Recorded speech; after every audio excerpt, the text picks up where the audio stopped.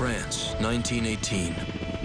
For 4 years, cameramen from around the world risked their lives to film these images. Sometimes they recreated scenes afterwards in order to preserve them in our memory. We have enhanced their images with color and sound.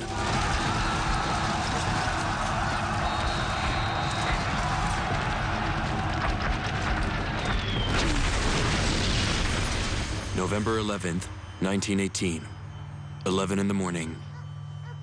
Suddenly, silence. The armistice has been signed. Bugles and church bells sound the ceasefire.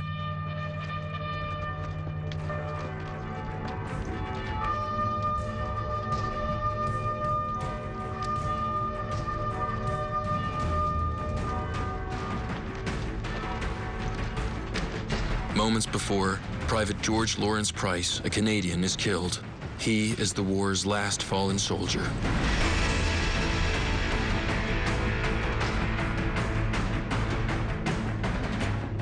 From 1914 to 1918, nearly 80 million people were plunged into war.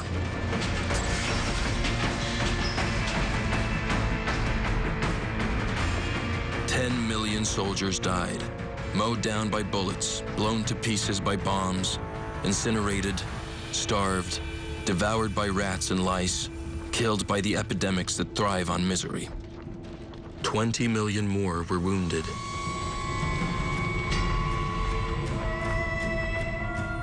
What lunacy took hold of the Austrians, Serbs, Russians, Germans, the French with their colonies,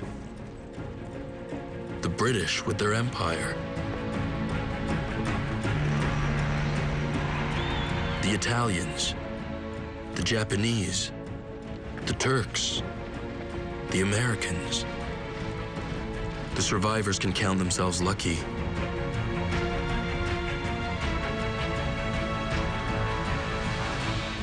But they have lost their youth.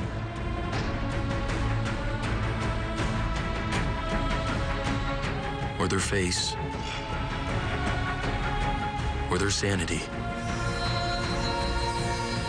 How did the world unleash this fury?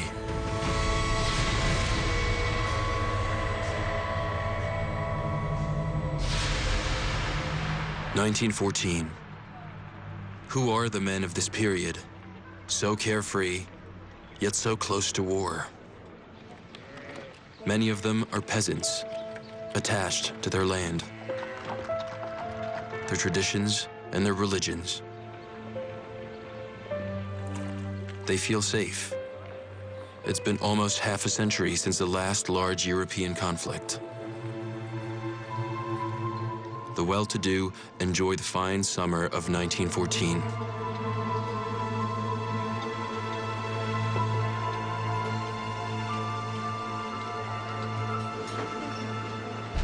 Vienna, 1914.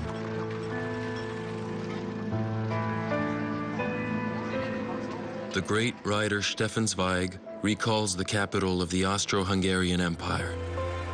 New theaters, libraries, and museums were springing up everywhere. There was progress everywhere. What could interrupt this rapid ascent, dampen the elan, which constantly drew new force from its own soaring? A wondrous, carefree spirit reigns the world over. Never has Europe been stronger, richer, more beautiful, or more confident of an even better future.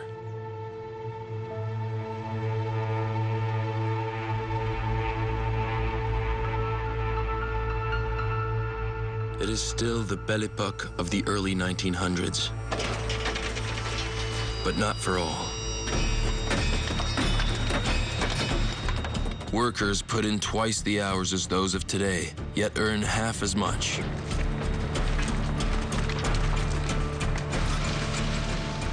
Women earn a mere half of this slave wage. In theory, children under 12 do not work in mines.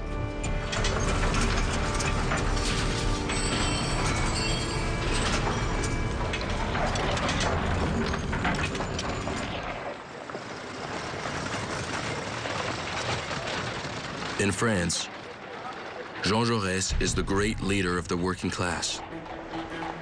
He is worried. He knows that among Europe's elite, many captains of industry speak openly of a war to end the movement for workers' demands.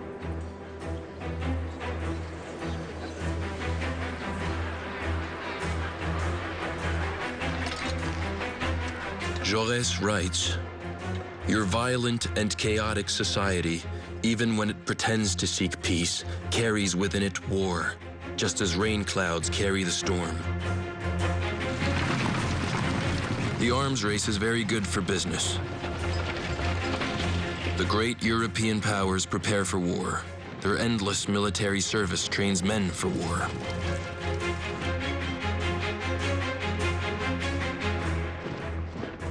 War and death hover over the planet. For centuries, the rival empires have been divvying up the world with their swords. Britain's conquests reach as far as Australia and Canada.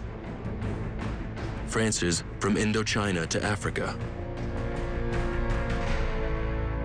Germany also has colonies, but wants a larger slice of the pie.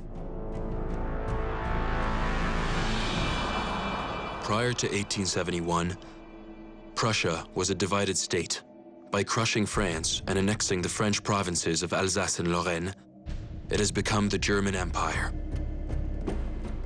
The Emperor of Germany, Wilhelm II, 55, surrounds himself with his military leaders. He orders the building of a navy that will surpass England's fleet.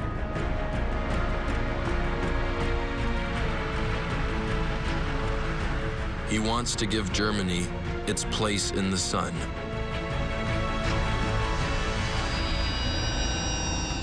For Wilhelm II, the United Kingdom has been a threat ever since it formed the Triple Alliance with France and Russia. As a result, Germany feels surrounded and thus vulnerable.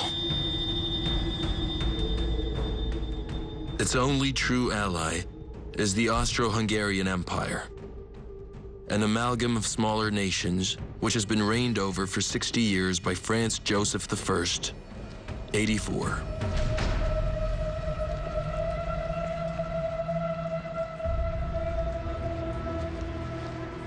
His long life has been punctuated by tragedy, the suicide of his son and the assassination of his wife.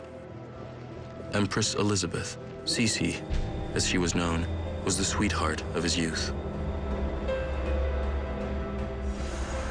He is now an old emperor, many of whose subjects demand independence.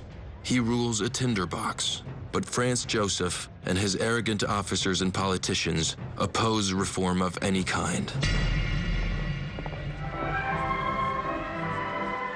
His empire is referred to as the Joyful Apocalypse.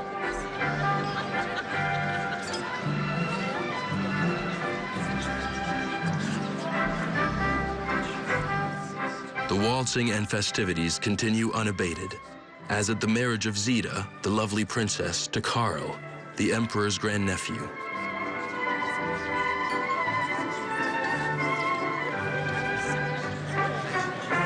But it is his nephew, Franz Ferdinand, who is the heir presumptive to the Austro-Hungarian throne. Franz Ferdinand is married to the Countess Sophie Chotek, an aristocrat but not of royal blood. Franz Joseph does not approve, nor does he approve of the reformist ideas of his heir.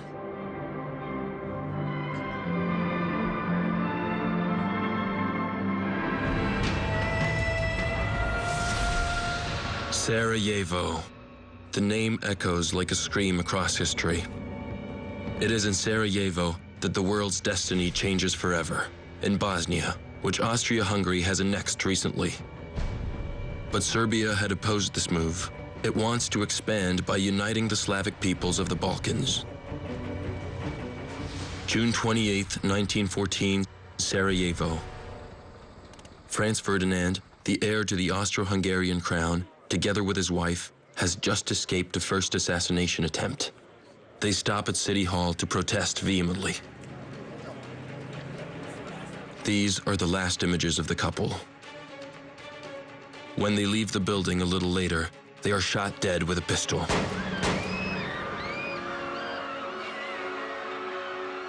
The assassin, Gavrilo Princip, is a 19-year-old Bosnian nationalist. It was the Serbians who provided his pistol.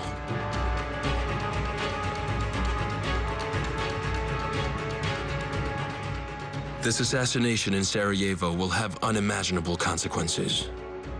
Though at first, it is covered as a minor news story.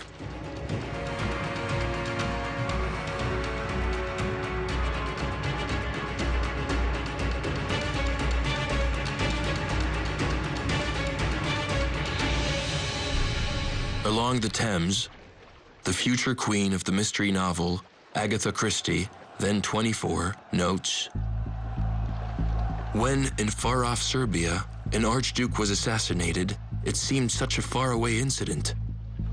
In those countries, people were always being assassinated."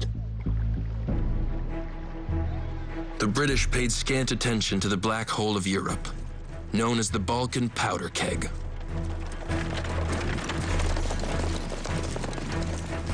Two Balkan wars had left 200,000 dead.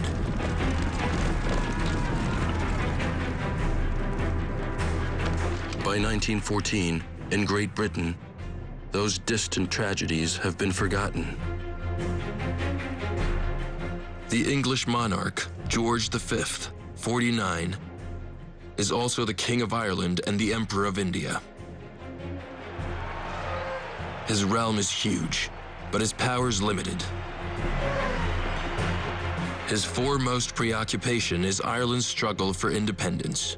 On June 28, 1914, he writes, "The assassination in Sarajevo is one more shock for the old Emperor of Austria."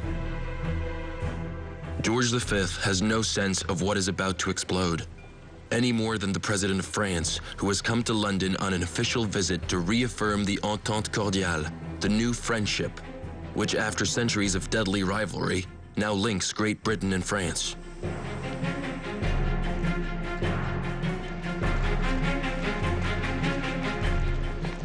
Poincaré, 54, may be a moderate, but he comes from the Lorraine region that Germany annexed, and that all France now dreams of reconquering.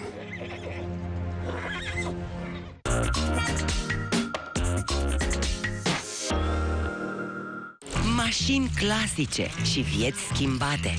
Echipa de salvatori revine cu aceeași nobilă misiune. De data asta va fi și mai complicat. Look at it, it's half a car. And the other half here, the engine is falling to pieces. De la superbele anilor 60 la minunile tehnicii anilor 80. Tot mai departe. SOS Mașini clasice. În fiecare luni la 9 pe National Geographic Channel. În antichitate, oamenii credeau că universul a fost creat din 4 elemente: apă, aer, pământ, foc. La fel, germanii au crezut dintotdeauna că perfecțiunea constă în simplitate. Ca și universul, berea poate fi creată folosind doar 4 elemente. Beck's, berea germană numărul 1 în lume, creată cu doar 4 ingrediente. Beck's East Beer. E penalti! Chiar în minutul 90! Ce noroc pentru gazde! Biscuiți Croco? Nu poți să-i reziști lui Croco. Croco Biscuiți, împreună de 20 de ani. Cu Vitamax te întreci cu energia până în cealaltă emisferă. Cumpără Vitamax, trimite numărul bonului fiscal și poți pleca într-un safari în Africa de Sud. Intră pe teîntrecicuenergia.ro. Într-un Happy Meal găsești bucurii câte poftești. Bunătăți din carne de vită 100% sau din carne de pui, felii de măr sau salate din ingrediente proaspete, sucuri de fructe și în fiecare săptămână o surpriză. Pentru momente fericite petrecute împreună. Happy Meal. Fiecare primește ce-și dorește la doar 10,9 lei. Escape the city to an adventure world that waits for you. Escape to Romania, where nature meets history and castles and mansions match majesty for splendor. From the Carpathian Mountains to the Prahova Valley, grand vistas and mountain air will refresh and inspire you. You'll chase the thrills. You'll escape from the crowd to your Romanian escapade.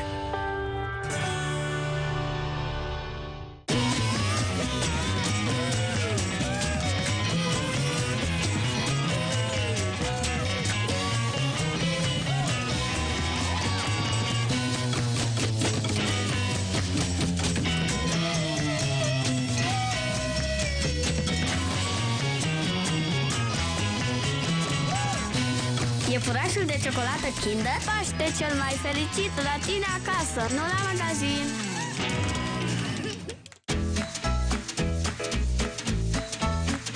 Aici nu e. Poate e în altă parte. Mai caută. Așa e cu pulpa. Unii o caută, alții o găsesc. Descoperă și tu noul Timbark cu pulpă. Urmărește caravana cu pulpă și poți primi Timbark cadou. Dă-ți check-in și cheamă caravana și în orașul tău. Timbark. Aici este pulpa. Vreau să-mi mențin mintea și corpul în formă în fiecare zi. Aleg noul Centrum Performance, îmbogățit cu ginkgo biloba și ginseng pentru a-mi susține energia necesară unui stil de viață activ. Performanța devine obișnuință. Noul Centrum Performance. Acesta este un supliment alimentar cu multivitamine și minerale. Citiți cu atenție prospectul. National Geographic. O aventură de proporții epice în univers. A început ca un dezastru urmat de o salvare in extremis. Programul Hubble Călătoria Cosmică celebrează 25 de ani ambițioși. Iar oamenii din spațiu cercetează secretele universului. Spațiu, ultima frontieră. Din 25 aprilie pe National Geographic Channel.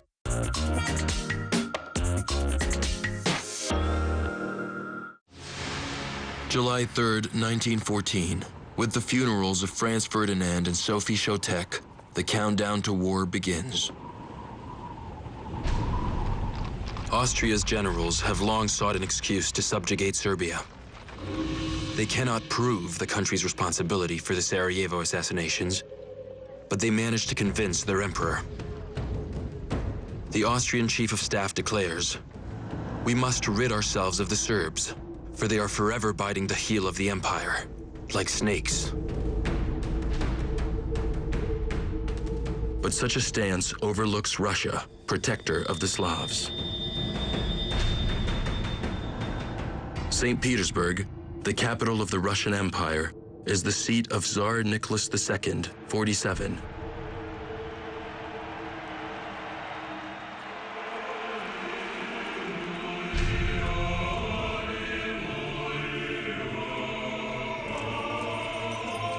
He celebrates the tricentennial of the Russian dynasty amid the pomp of the Orthodox Church. Parading alongside him, Tsarina Alexandra and their son, Tsarevich Alexei.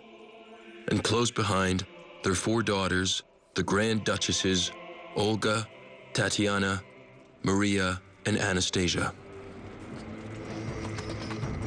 In 1905, Russia lost a war against Japan and experienced its first revolution.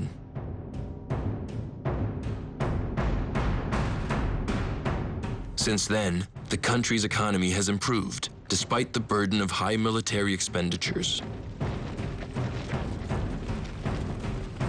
In early July of 1914, amid Europe's looming misfortunes, the Tsar takes a cruise on the Baltic Sea aboard his yacht.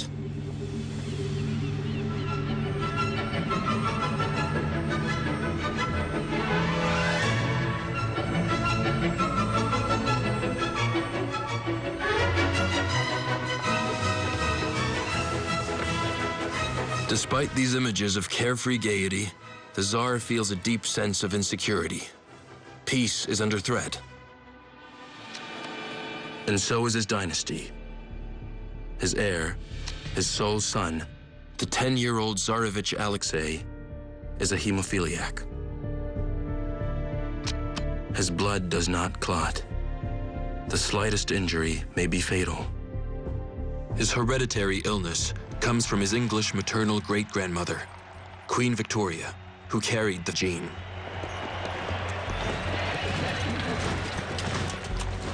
At her death, Queen Victoria's descendants occupied many of Europe's thrones. The Europe of kings and emperors is one big family. The British sovereign, George V, and Tsar Nicholas II are cousins and could be taken for twins. The German Kaiser is also their cousin, and the Tsarevich's godfather. Peace should reign in the family. But in each country, strong nationalist factions see war as the opportunity to finish off a dangerous rival. And the assassination of Franz Ferdinand, the heir to the Austrian throne, is for Wilhelm II the most serious threat of all, an attack on the divine right of kings.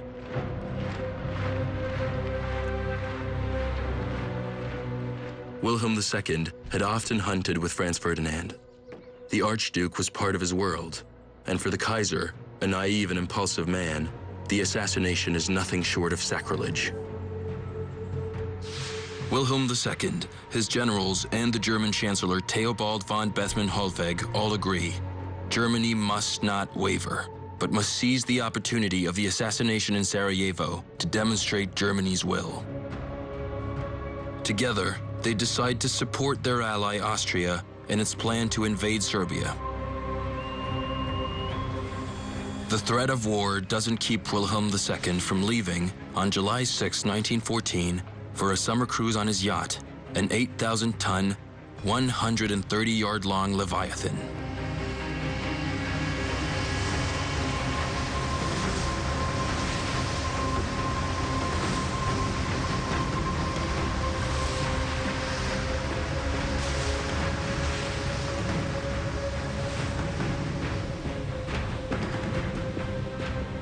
Wilhelm is confident that the conflict will not spread. He says, it will be all over in a week. The Tsar won't enter the war because Russia is unprepared, and its ally, France, has no heavy artillery.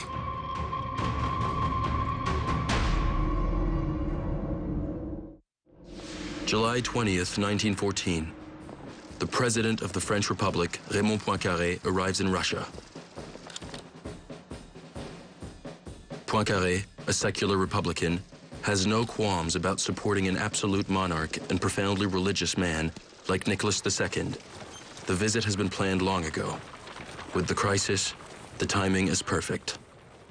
Poincaré wants to assess the solidity of the alliance and the readiness of Russia's army.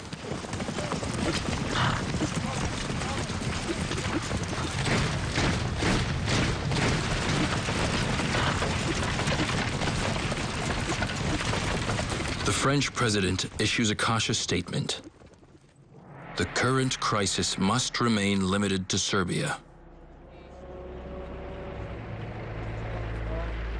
But as France's leaders prepare to return to Paris, the government cancels all leave for military personnel and calls all generals back from holiday.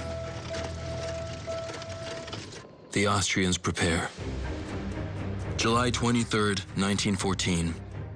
The government in Vienna sends Belgrade an ultimatum with a provision that its imperial police be allowed to investigate on Serbian territory. Belgrade answers back, Serbia is not a province of the Austro-Hungarian Empire.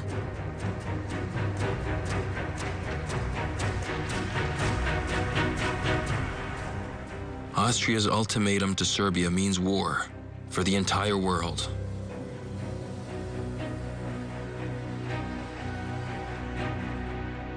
The President of the United States, the Democrat Woodrow Wilson, 58, is an intellectual and a pacifist. He wants to preserve America's neutrality. He says, I want to keep the United States out of a European war. In Canada, fear of war is headline news.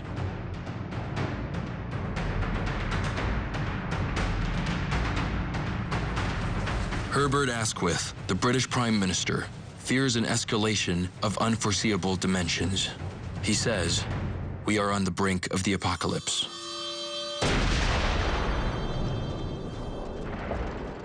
Austria-Hungary declares war on Serbia.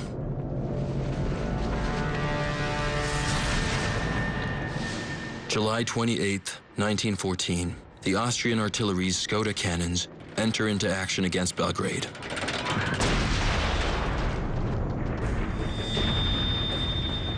And Russia, given its alliance with Serbia, sends its troops to the Austro-Hungarian border.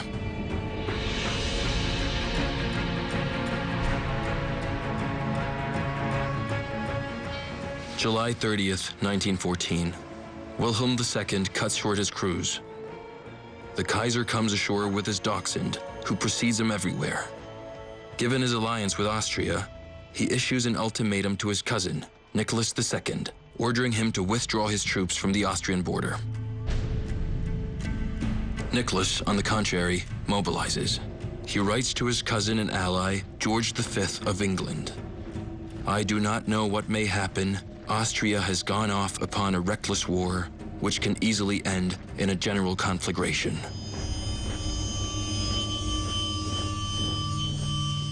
Wilhelm II, not having received a response to his ultimatum, hesitates. He speaks of saving the peace, but around him, military leaders and industrialists urge him to declare war, blaming Russia for expanding the conflict.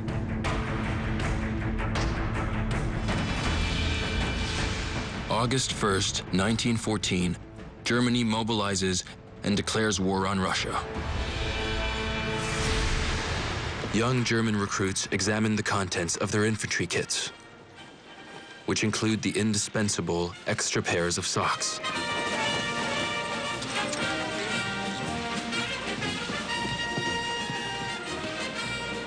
Barely out of boyhood, they are issued razor-sharp bayonets and, a symbol of the German army, the odd spiked helmet meant to deflect saber blows. Most are eager to defend their threatened homeland. As the future writer Ernst Jünger notes, we had come from classrooms and factory workbenches, and a few brief weeks of training had bonded us into one large and enthusiastic group.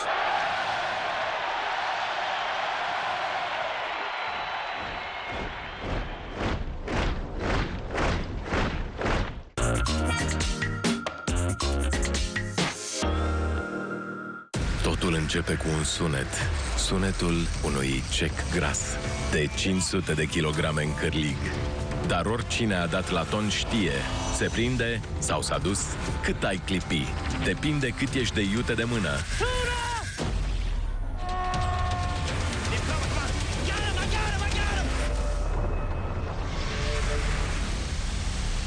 La pescuit de ton.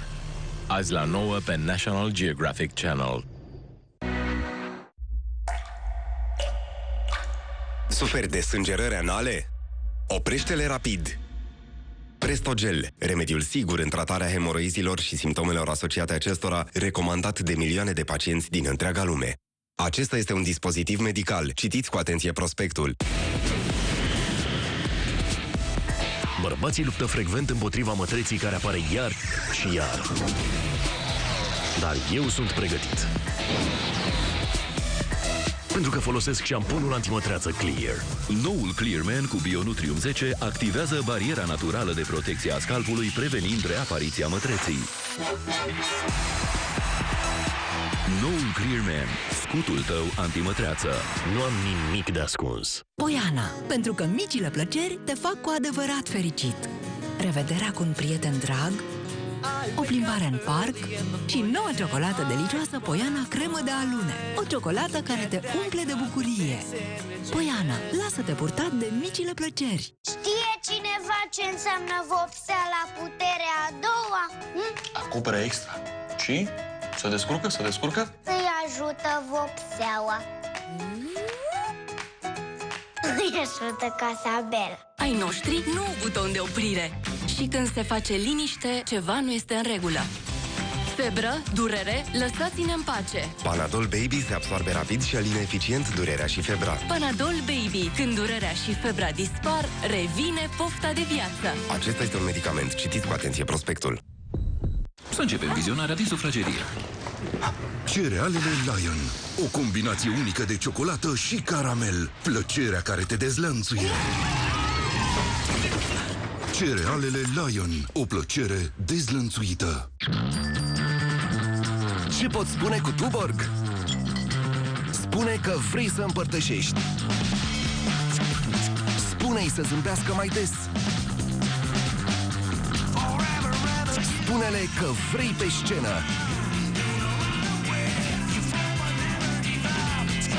Spune-i că o iubești. Spune-le că începe distracția. Say it with Tuborg. Open for more.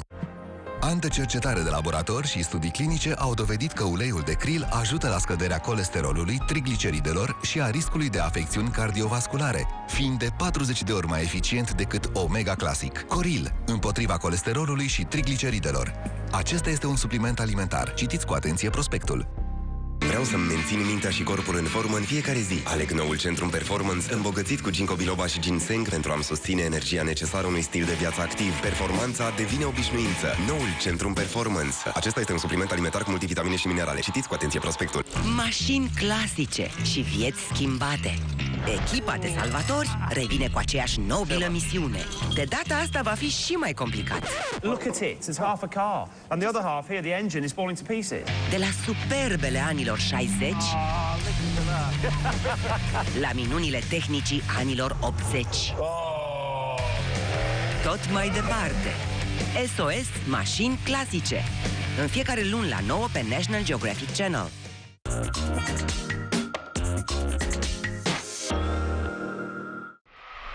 In St. Petersburg, Russians, now at war, sing the imperial anthem that begins, God protect the Tsar.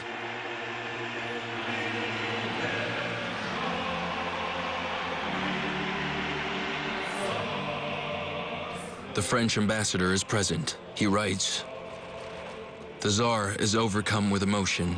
His people have invested him with a divine mission. He is the absolute master of their bodies and souls."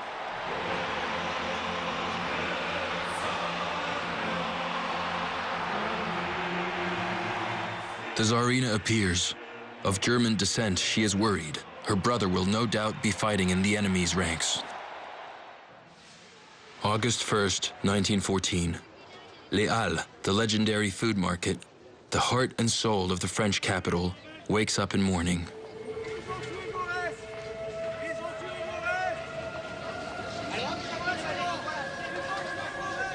Not far from here, Jean Jaurès has just been assassinated by an ultra-nationalist supporter of the war.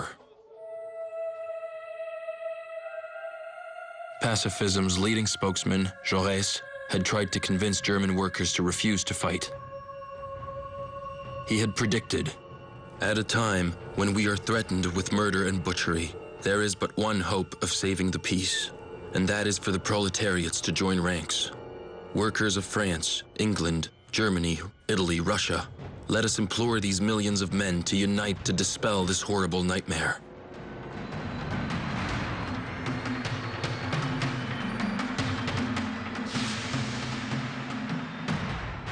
The order for general mobilization is posted across all of France.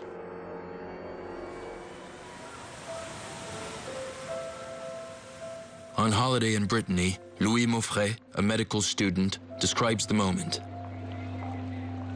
It is a fine late summer afternoon. I hear the tiny bell of the cathedral ringing insistently. Everyone stops. We have understood. The women weep. The men, frozen, look at the cathedral spire, dazed and speechless. It's war.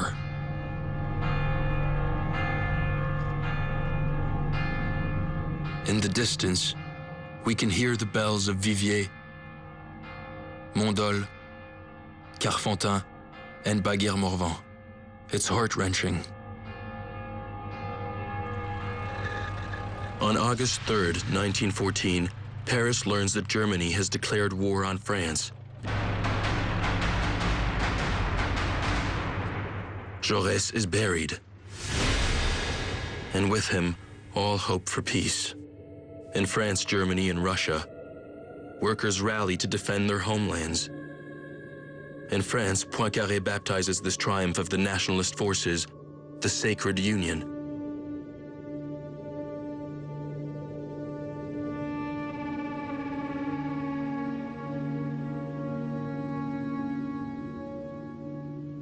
Three million Frenchmen are mobilized, following 5 million Russians, 4 million Germans, and 2 million Austrians. About all these men called up, Stefan Zweig writes, "In 1914, what did they know of war after nearly half a century of peace? It had become a heroic and romantic legend. People saw it through the perspective of their school books and the paintings in museums. Brilliant cavalry attacks in glittering uniforms. A resounding march of victory with nary a victim. A wild, manly adventure. A wonderful and exciting experience. That is why they shouted and sang in the trains carrying them to the slaughter.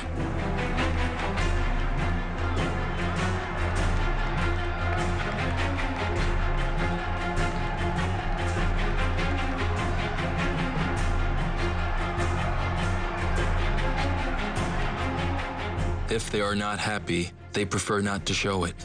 In Toulouse, a young farmer, Henri Desperrières, writes, "Any sign of sadness was banished. We swaggered before our fellow countrymen."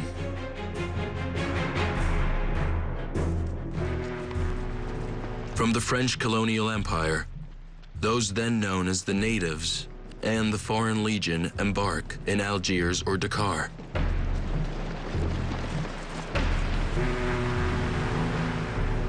On boats almost as crowded as the slave ships of the past, resigned, dancing for the camera, they sail toward a world of the unknown.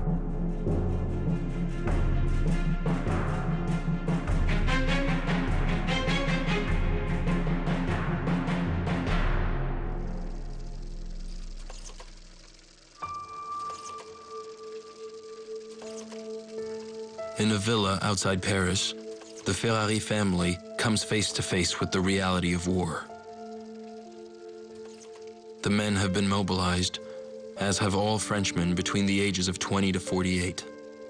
But in her rose garden, Jacqueline is confident that René will soon be back, that before the roses have withered, the war will be over.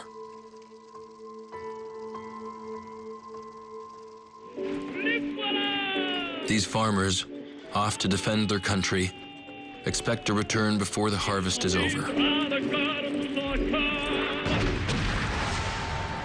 August 3rd, 1914. The Germans attack.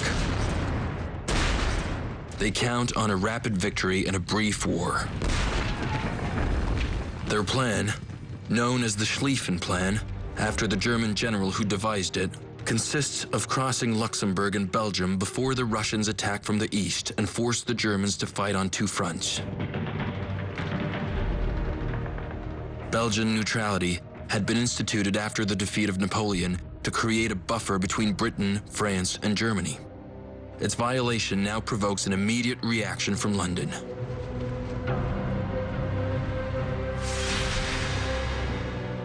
England declares war on Germany. August 4th, 1914. In London, King George V says, "It is a terrible catastrophe, but it is not our fault. Please God, it may soon be over." The German High Command calculates that the British won't have time to reach the continent. The Belgian campaign will be over very quickly.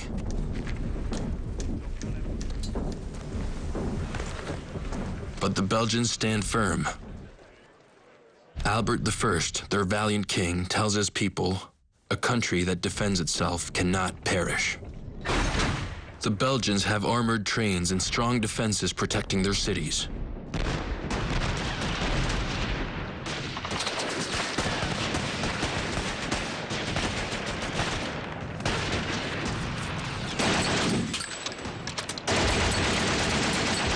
For the Germans, it is an unpleasant surprise. They fall several days behind on their battle plan. To crush the fortresses, they must bring in their huge Krupp cannons that fire 1-ton shells.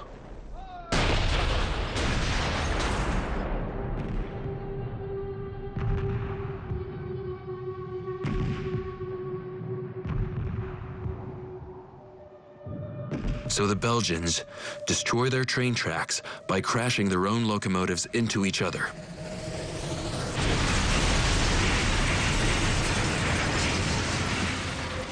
Forcing the Germans to lose time on lengthy repairs.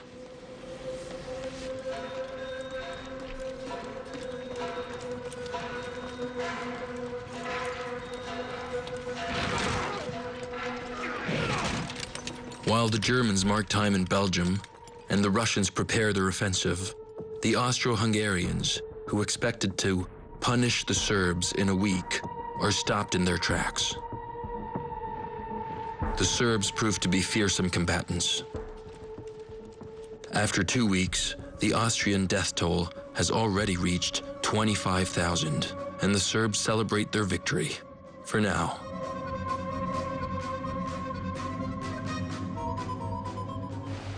All this gives the British Empire time to mobilize.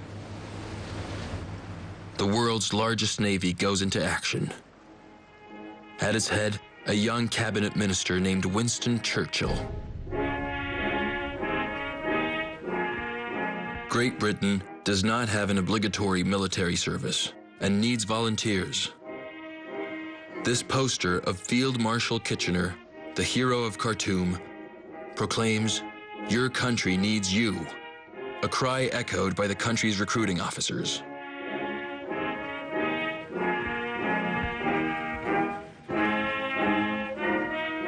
The modest British army of 100,000 men expands into an expeditionary force of 1 million soldiers, drawn from the Empire's huge reserves. In Quebec, recruits kiss the scriptures and say their prayers, thinking about the long sea crossing that lies ahead.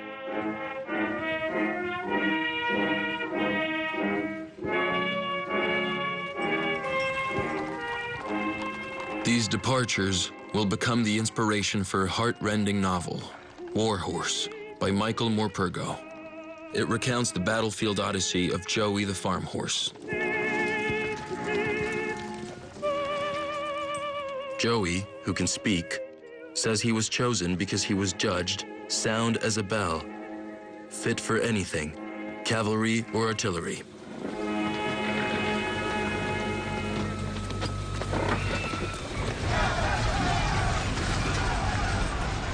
"10 million horses from as far away as Australia and New Zealand will serve in the British Imperial forces, to suffer and die like the troops."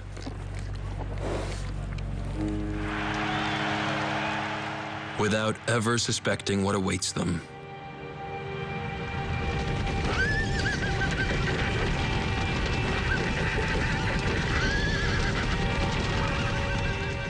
Many of the horses are not even saddle broken.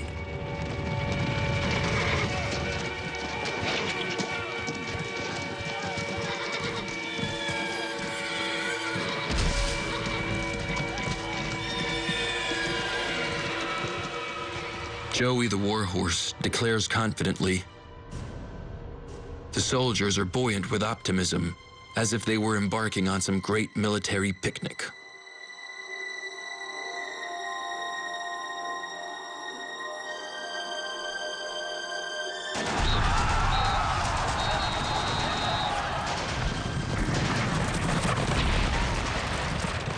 Joey and his cavalrymen quickly discover the reality of war.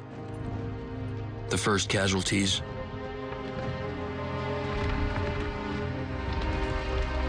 the first German prisoners, and the Belgians, so courageous to the end.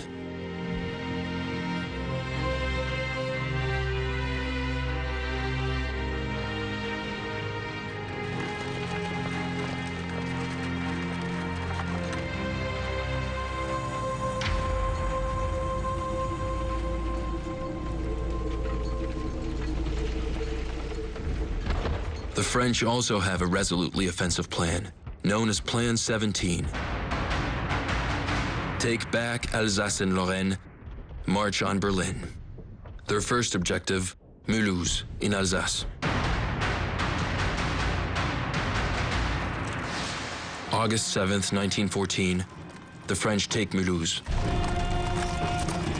This triumphant parade is staged for the newsreels. It features school children, bouquets of flowers, and patriotic outpourings from people in traditional Alsatian garb. The French Army of August 1914. The infantry is made up mostly of large battalions, as in the time of Napoleon, with uniforms unsuited for modern warfare, with conspicuous red trousers and no helmet. They swelter under thick woolen greatcoats in the stifling August heat.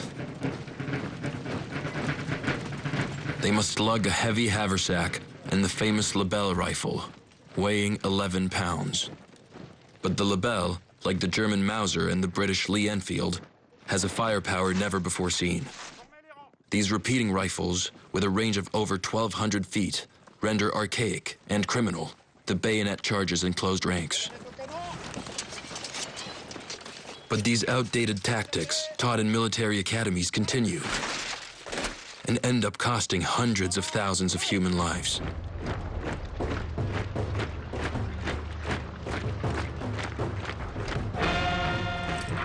Three days after the filming of these scenes, the French troops are driven out of Mulhouse by a counteroffensive.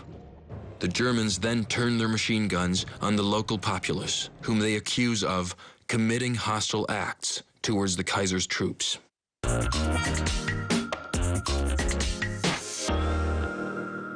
Totul începe cu un sunet. Sunetul unui cec gras de 500 de kilograme în cârlig. Dar oricine a dat la ton știe, se prinde sau s-a dus, cât ai clipi. Depinde cât ești de iute de mână.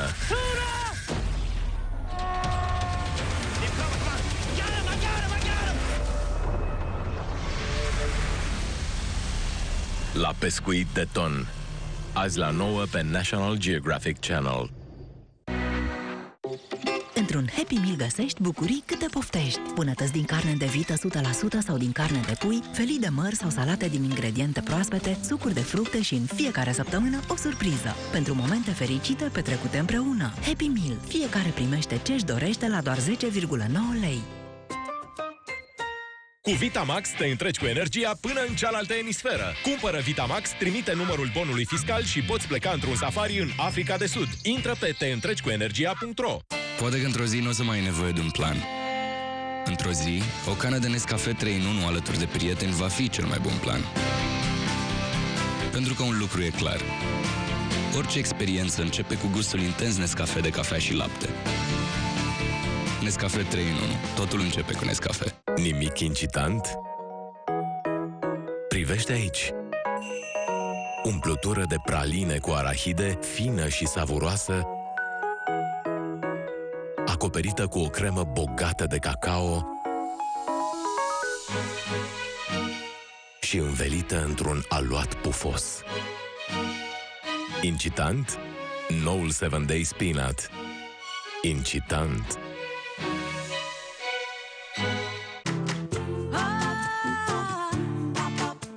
Gesturile mici duc la dragostea mare. Ia o cutie de I Love Milka și oferă momente de tandrețe.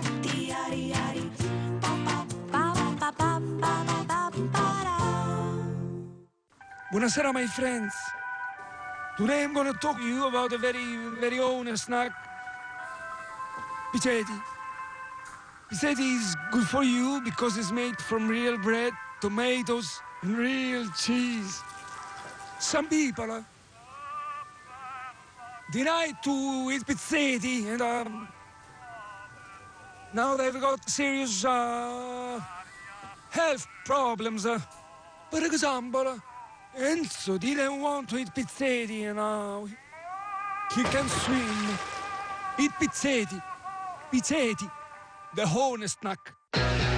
Deodorantul care protejează milioane de haine împotriva urmelor galbene și albe. Nivea Men Invisible for Black and White îți protejează toate hainele de la negru la alb. Protecție eficientă 48 de ore. Invisible for Black and White. Nivea Men. Totul începe cu tine. Doamnă Chivă, ți-am adus învățăcei să scoți măta untul din ei. Prea acru. Prea tare. Prea alb. Prea bun, prea ca la țară. Unt de la Covalac de țară. Prea bun, prea ca la țară. National Geographic. O aventură de proporții epice în univers. A început ca un dezastru urmat de o salvare in extremis. Programul Hubble Călătoria Cosmică celebrează 25 de ani ambițioși. Iar oamenii din spațiu cercetează secretele universului. Spațiu, ultima frontieră. Din 25 aprilie pe National Geographic Channel.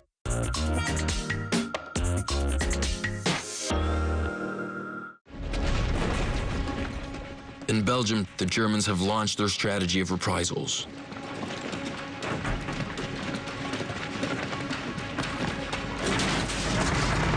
The Germans are afraid of civilian marksmen.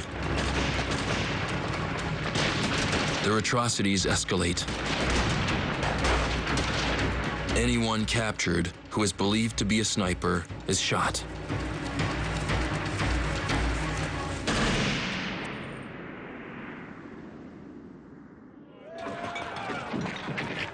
As with soldiers everywhere, alcohol assuages the horror and helps spread tall tales, including the one about the German infantryman stabbed by a Belgian priest.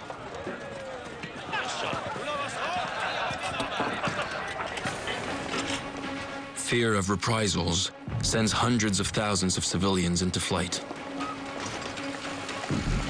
Belgians, French, and British accuse the Huns, as they call their enemies, of rape, of cutting off women's breasts and children's hands.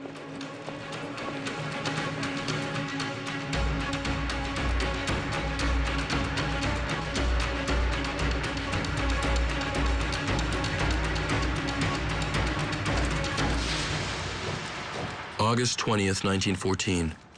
General von Moltke captures Brussels. He explains, "Our advance in Belgium is certainly brutal, but we are fighting for our lives, and all who get in the way must suffer the consequences."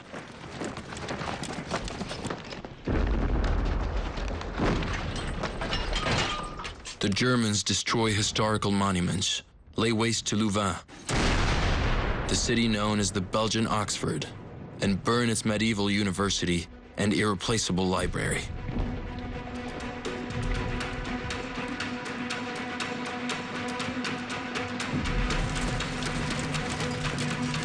After only 3 weeks of war, all the adversaries are in the grips of indescribable hatred. In Belgium, a French cavalryman writes, "I enter a house, climb the stairs, and discover a German pig relieving himself in a drawer full of delicate lace. I shoot him. He dies in his own filth. Everything has been ransacked. The lowest instincts have awoken in these Germans, these music lovers."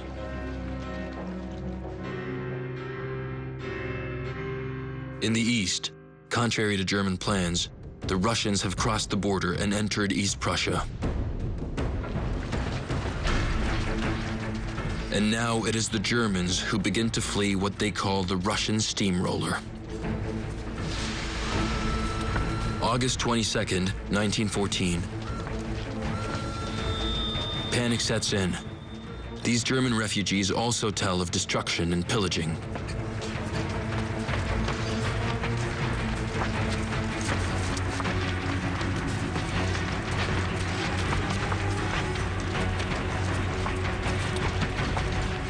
People are afraid. Uncertainty reigns. Kaiser Wilhelm II vacillates between despondency and martial enthusiasm. His paranoia worsens. He insists, England, France, and Russia have agreed among themselves to wage a war of extermination against us.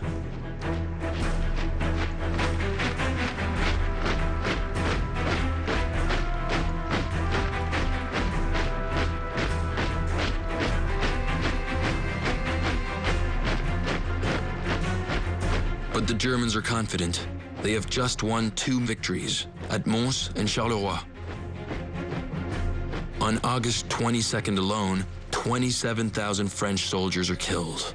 It is the single deadliest day in all of French military history.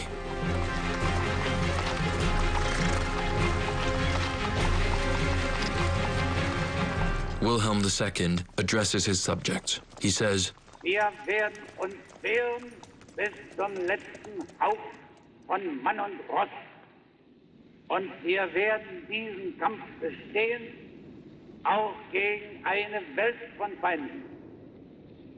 Noch nie war Deutschland überwunden, wenn es einig war. The German army marches on Paris. Despite delays, the Schlieffen Plan is succeeding. The French government has fled the capital. The Germans are now only 30 miles from Paris.